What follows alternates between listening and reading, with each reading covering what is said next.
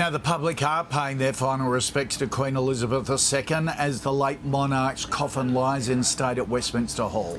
Yes, the Queen's coffin will be on display for the next 4 days until her funeral on Monday, when Her Majesty will finally be laid to rest. Joining us now, Royal Commentator Victoria Arbiter. Victoria, Her Majesty's coffin currently at Westminster Hall. Where will it travel on the day of the funeral?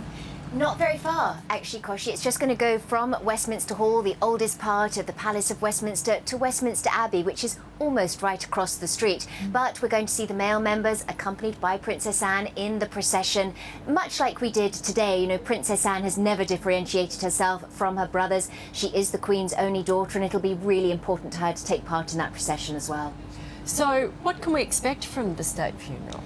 Well, this is the first state funeral since Winston Churchill in 1965, so it's going to be a very sombre occasion and pretty much a who's who of world leaders. We've got people flying in from pretty much every corner of the planet, not just political dignitaries and foreign heads of state, but also foreign royalty, European royalty. This is all extended family of the Queen. So we're going to see huge numbers in attendance. It's all going to start very early in terms of the military presence. We've got military personnel that have flown in from across the Commonwealth. They're going to be representing their nations as well. So it's hard to believe, given the momentous nature of today's events, that we've actually still got a funeral to go, because this was incredibly moving. But this will be the final farewell. Is there just the one funeral, or will there be a private service for the family?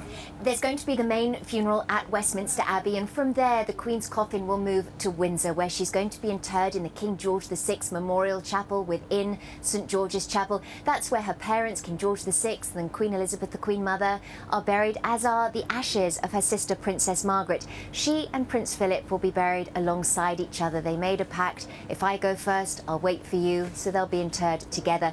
That will be private, that part of the day's events, and that'll be where just the family gathers around. So there would be sort of a private family sort of service, would there? Yes, we're certainly going to see the arrival. We may see some of the prayers, the blessing, but when it comes to actually lowering the coffin into the St George, the King George VI Memorial Chapel, that will be private. Okay. So describe that chapel for us. Is it like, you know, so many people come to London as a tourist? You go through Westminster Abbey and you can see everyone buried throughout it, some on the floor, some standing up. We've all had the tour guide. Yes. Can you do that at St George's Chapel at Windsor? Will you be able to go through it and see where the Queen's laid to rest? Absolutely, and it's a beautiful chapel, Koshi. People may remember it was a site of Harry and Meghan's wedding, so that was sort of the last time we had a proper glimpse inside. But just outside the George VI Memorial Chapel is where Edward VII and his queen, Alexandra, are buried.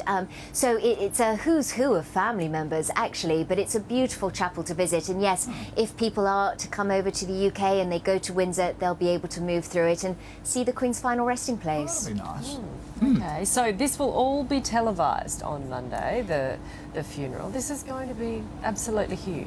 There was an announcement today suggesting that 4.1 billion people around the world may tune into this, making this the biggest televised event in history. And it makes sense. The Queen was the head of the Commonwealth, which encompasses over 2 billion citizens. Of course, not everybody cares, but just given the momentous nature of the occasion, she touched everyone's lives in some way, shape or form. She was the most instantly recognisable woman on the planet. So yes, I think we're going to see huge viewing figures, not just on traditional television, but online as well. All right, Victoria. Just an idea. Thank you very much, Victoria.